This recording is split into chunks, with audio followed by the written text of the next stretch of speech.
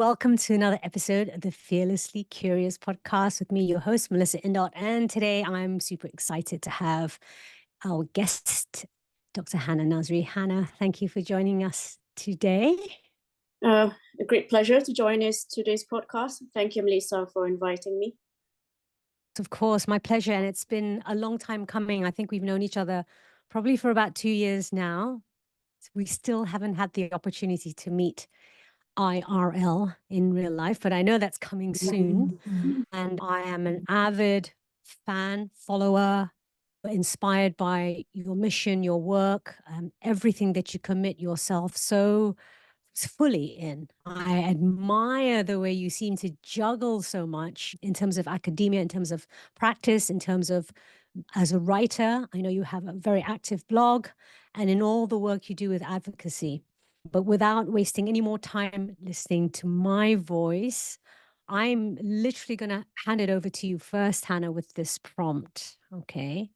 Which is, what is it in life? What is it in your childhood, I should say, that led you towards being the person you are today? Small question, Hannah, just a small question. A small question, but probably something that needs thinking about. So I've thought about this question, like what exactly in my childhood that's led me to become what I am today. And I have to say I'm thankful to my parents, firstly. And I remembered my father and my mom, especially getting me interested in science at a very young age. And I know that comes with privilege. Not everyone has the same opportunities I had as a child. And I think given the current climate in Malaysia as well, and I remembered when I was even asking people what they would do for their secondary school, I remember telling someone I'll be going to this boarding school and it's all very exciting. And I remembered a friend of mine saying that, oh, I can't do that because I'm Chinese. This is probably a controversial topic, but I don't think it is. I think everyone should receive the equal opportunity to pursue their education in the best place possible. And it should be based on merit. But of course, that's a topic for another time. And that has shaped the person I am today. I truly believe in making a small positive difference in the lives of people I meet. And I try to do that the best I can with whatever talent and energy that I have. Thank you. And you certainly do that. For those of you who are new to Dr. Hannah's work, there will be lots of information in the podcast content. But for now, while we have the incredible lady here with us live, Dr. Hannah, if you could just share with us a little bit of what it is that you do today. And then I'm going to take us through a little bit of your origin story. I'm going to invite you to share your origin story. But first of all, what are you active with today? So I'm mainly a clinician. I'm a trainee obstetrician and gynecologist. I do a bit of academic work as well. So I did my DPhil or the PhD at the University of Oxford on endometriosis research. And I'm very passionate of bringing my research work to Malaysia and to Southeast Asia. And I do a lot of work trying to organize collaborative work between the universities in Malaysia and as well as in the UK. And I am passionate about ending female genital mutilation. So you've probably seen a lot of my work or my blog on female circumcision and its practices in Southeast Asia. And I work a lot with our Southeast Asian counterparts as well, trying to end this practice. But otherwise, I consider them as my hobby. Probably I should need better hobbies that don't involve work, but that's another topic for another time. You know what they say, if you love what you do, then it's not considered work. And it seems you're clearly very passion driven. And so I'm curious to know, so you're Malaysian born, is that right? Mm-hmm. Yes. And now you live in the UK and you're working out of the UK. That's right. Yeah. So I was born in Kuala Lumpur to an accountant and a homemaker. And my parents both are university educated. So my mom was a bit of a tiger mom. She made me do a lot of mathematics and science questions and all sorts when I was 5. Believe it or not, I used to be very scared of her. But one day I told her, like, you know what? I know how to study myself. So let me do it independently. So she let me do all of that. So you can see how at a young age, my parents emphasized the importance of education and actually let me roll with it. When I was 9, I think my parents told me that I said this. I said, I think it's very important for me to study because it's really important for the younger generation. I don't know why I said that when I was 9, but apparently I did say that I like studying. It seems that perhaps it's something that a quality that your parents modeled to you, both being academics themselves. You said your mum was a tiger mum, so was formal education something that she encouraged in you? Because I'm a big believer, of course, having formal education is a privilege, as you mentioned. It's Mhm. also very useful, it's very helpful for us, but not everybody gets access to that. And there is much to be valued in the education we get through life experience. So how Absolutely. have you found the balance between the two? Absolutely. I completely agree with you. Not everyone has to go to university unless they want to become doctors and you need the formal training. But to be honest with you, you're right. Education is not just from formal education. It comes from everywhere, really, from traveling. And I seriously consider each time I travel, it's a form of education for myself. I learn to meet other people, new perspectives from different cultures, new food. All of this are really important to shape who we are as a person. I feel that it's a bit sad if people think that education is just university education. I admire the way that you leverage on the privilege that you have had and you have in the position of being a formally educated academic to share the knowledge that you have with people. What was it that has inspired you to contribute to society in this way? Personal experience, seeing how people in less privileged positions get by as well. When I went to boarding school, I meet all sorts of people from all sorts of walks of life. I can see there's a huge disparity within society, and I do feel that the gap is getting bigger and bigger. This is my perspective. I don't know what you think. Also, with my work with FGM, seeing it done on a female relative, seeing how women suffer day to day with the huge gender pain gap we have, all of this has shaped me into wanting to create more awareness about it. And I would say, like, I did not plan to have an organization or do a DPhil. To be honest with you, I just follow my heart, which probably doesn't make any sense. I follow my heart a lot in some of the decisions that I do. If I don't enjoy doing it anymore, then I would stop doing it.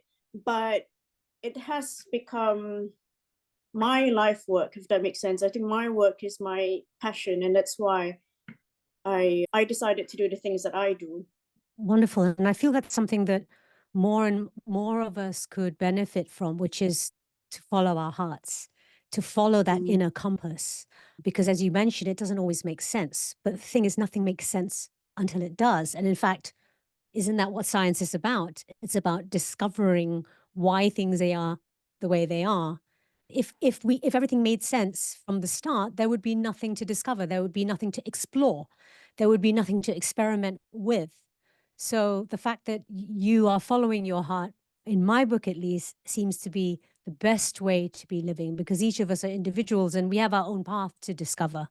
And the only way that we can discover our own path is to remain fearlessly curious and really follow that inner compass we have within all of us that doesn't make sense to other people, right? We know things as we discover them, as we live them.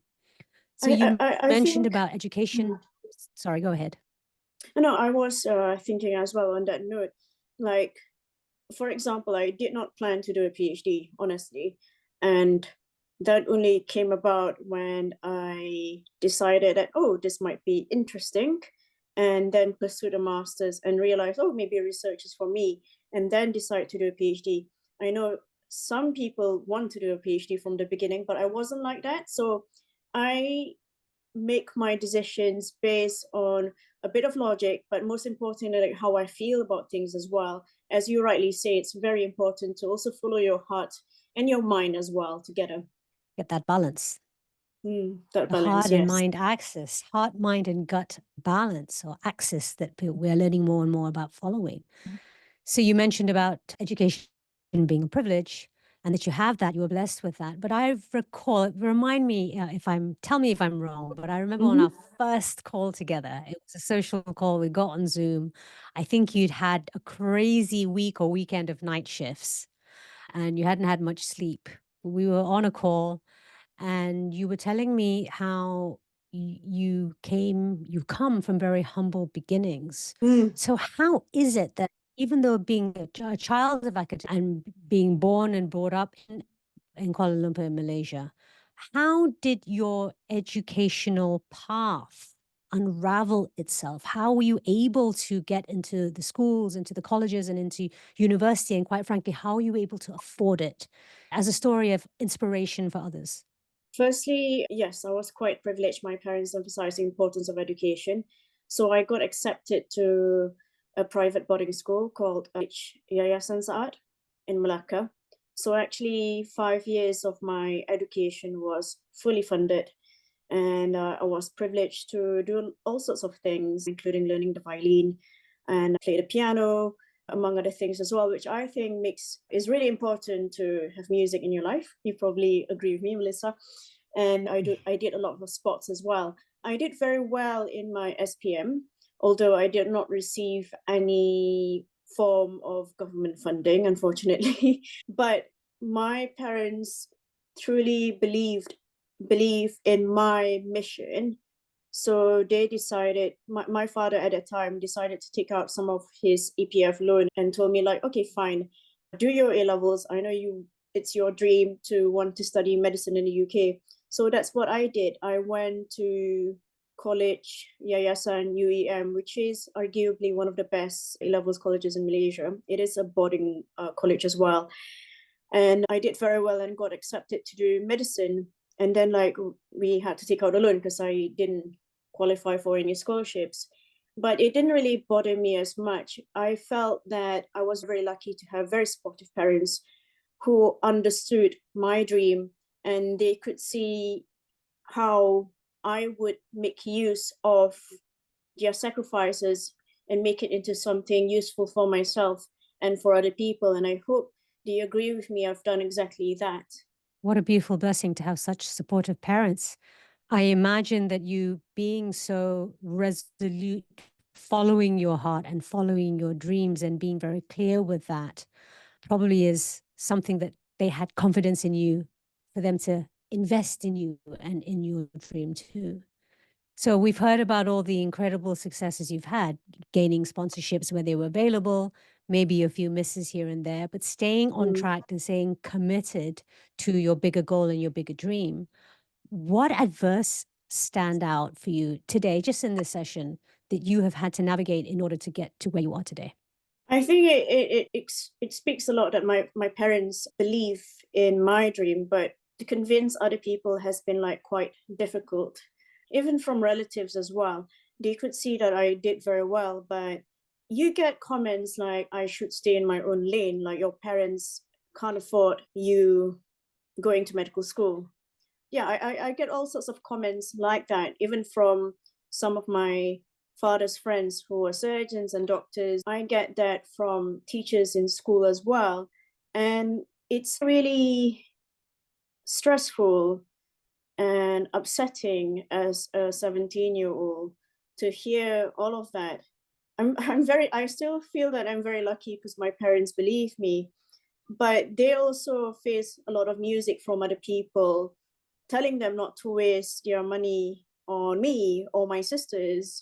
So psychologically, it was extremely difficult. And I did not receive any funding for my medical degree until the January next year. So I started at the University of Bristol in October, as we do in the UK. We start in September or October. I remember taking my collection of coins and notes and changing them into pounds. And I remember taking very little money, and I was sent off to the UK by myself. I missed the first week of Freshers' Fair. And basically, I felt I was just put on a plane and I just arrived in the UK back then. But I survived. It was very difficult. It was very challenging, but I wouldn't dress it as like I was strong all the time. There were times where I felt that whether I've made the right decision or I should just give up. And I'm glad I did. What was it that got you through, Hannah? How did you keep taking the steps forward? I think I kept telling myself that I owe it to my parents to persevere. And also, I know that I could do better. I think I have such a high self-esteem in myself. I'd like to think, although there are times I've felt that maybe everyone else is right. But if we were to apply the same logic to everyone, saying that you should stay in your lane, your parents can't afford it, you should just give up, then we wouldn't see many trailblazers today. You wouldn't see the Rosa Parks, you wouldn't see Martin Luther King challenging the status quo, because we should just all stay in our lane. Let's accept the discrimination that happens because of race, because of poverty. And I truly believe in myself that I should persevere, because I know that of my own capabilities, and that's what kept me going, really. To me, like you unsubscribed from the narrative that your peers and contemporaries and people within the community and society, family, extended members, even people within our culture at least, and beyond, you unsubscribed from this sort of common narrative, collective narrative of staying in your lane, of living in a way that society defines, a very constructed, linear way of living and playing safe. And I think that's something you and I definitely have in common. Life is way too short to be playing safe. We want to play smart, right? We want to follow the calling, the intangible calling that burns within our hearts and our souls. So unsubscribing from the collective narrative was what kept you going. And that, as you said, Hannah, is a huge risk that you took. But the risk that you took was balanced up by the way that you were honoring the belief your family, your parents had in you. You were maximizing on the investment that they had made in you, the blind faith that they have in you too. So that's beautiful. Look, you are now living proof of what happens when we do stay in our own lane. We don't jump into somebody else's lane and follow through on your dream. Are you living your dream right now? Absolutely. I'm living Wild Mild's dream. As a 16-year-old, I couldn't imagine some of the things I would be doing today. It is a real privilege to work with women.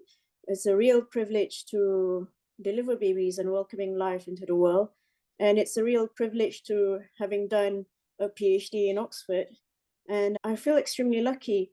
My work is not easy. It's very easy in medicine to get burnout, if I'm completely honest. I think when I last spoke to you, you were right. I was sleep deprived, very depressed. There are times in my life I'm just wondering, what the hell am I doing here? I'm by myself. My family's back in Malaysia. What the hell am I doing here?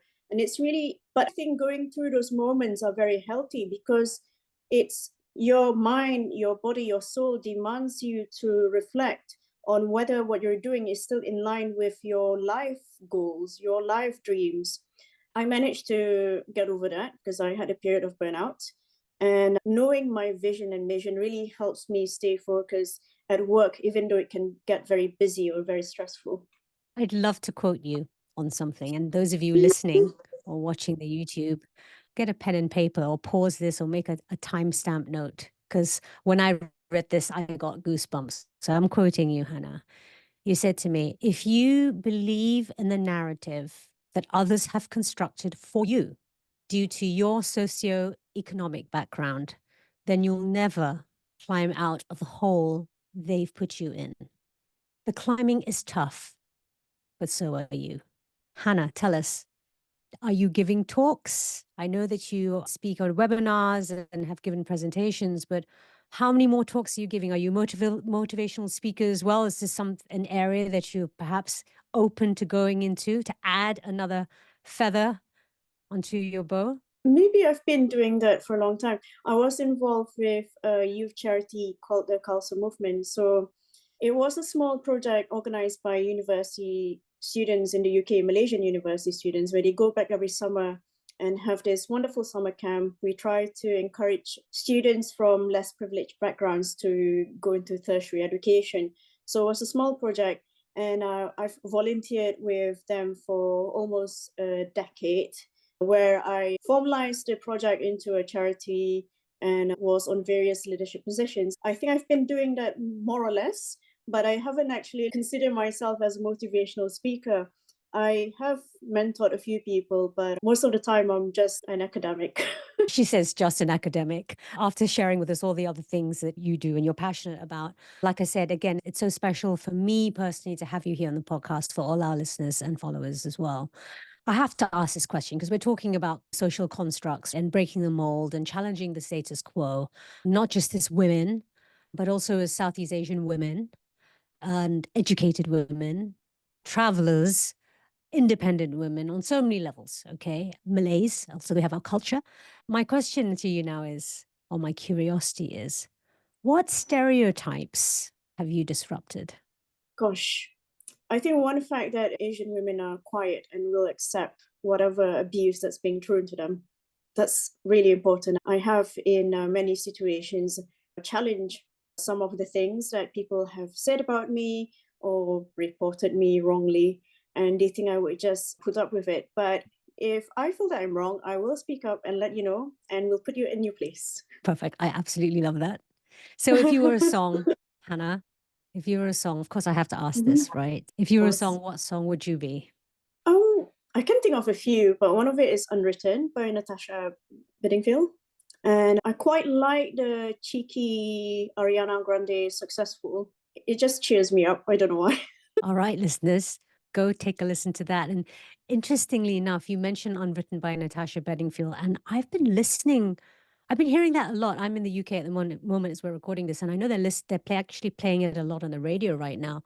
But it's also one of my favorite songs to listen to, Hannah, especially in those moments when I fall into self-doubt or when I feel the pressure of societal conditioning kind of pulling me back into fitting in again, into maybe it's easier if I just follow the way that's put before me.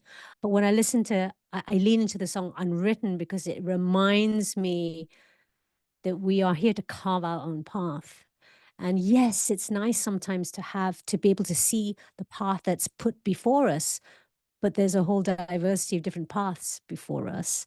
And not only do we have a plethora of choice, even when we don't think we have a choice, that in and of itself it is a choice, that when we come out of our heads and we get present, we surround ourselves with people who are there to support us for who we are, there to allow us to fail, allow us to experiment, people like your parents and people like I'm blessed to lean into my mother, and I have a handful of friends, that everything is unwritten until we choose to write it.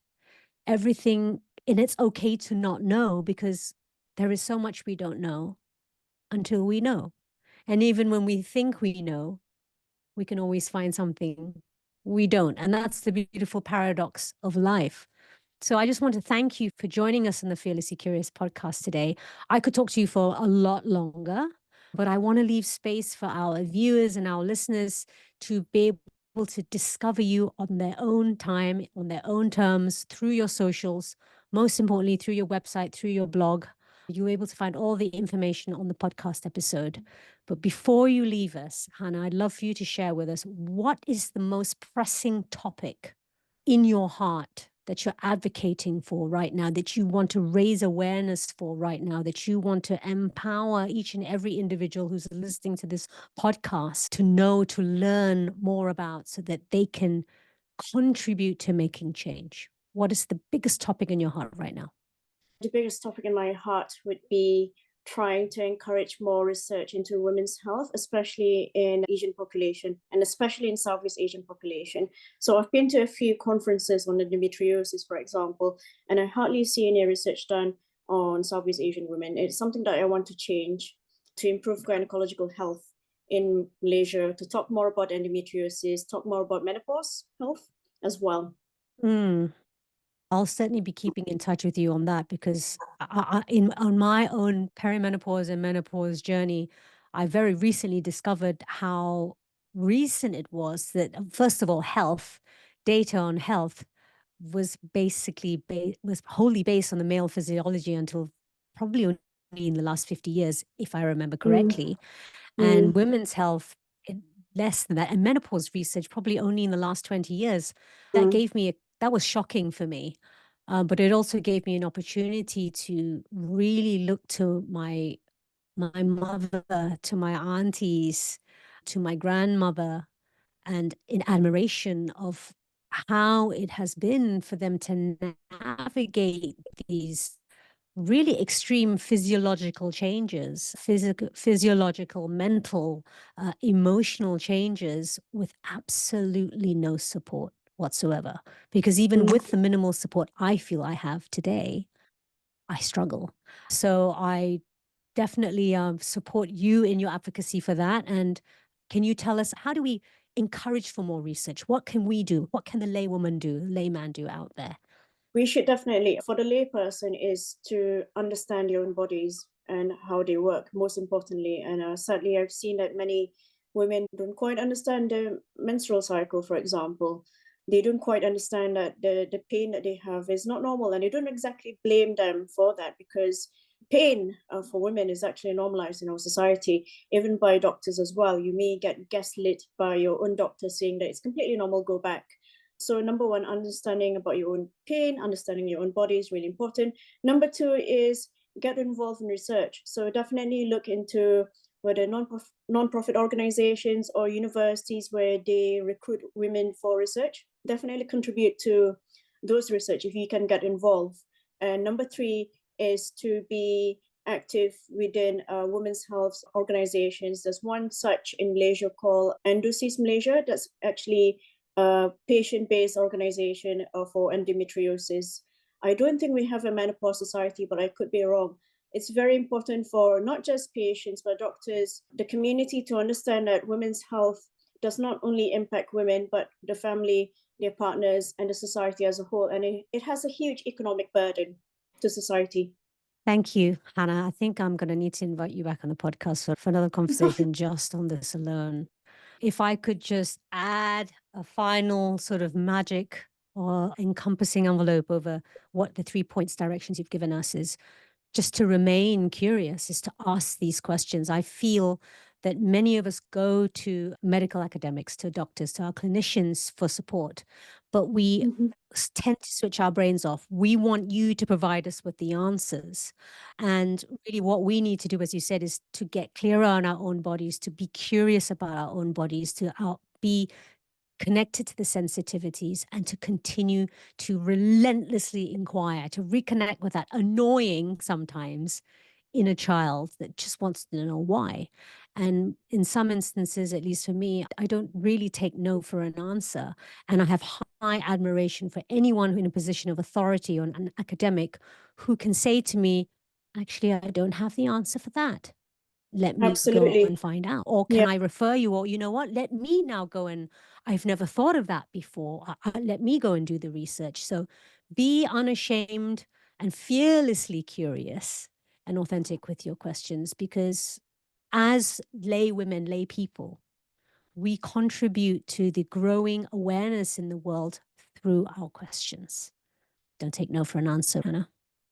Absolutely. And any parting words for our community before we close off the podcast today? Not really. I think we should be, as you say, fearlessly curious about your own bodies. And I remembered in one of your podcasts, you mentioned about, yeah, you don't need to see a doctor if you have a sore throat. That's absolutely true. You don't need to see me if you have a sore throat. We know it's viral. Your body has enough reserves to fight infection. You should just eat healthily, rest well, keep yourself hydrated. You're absolutely right.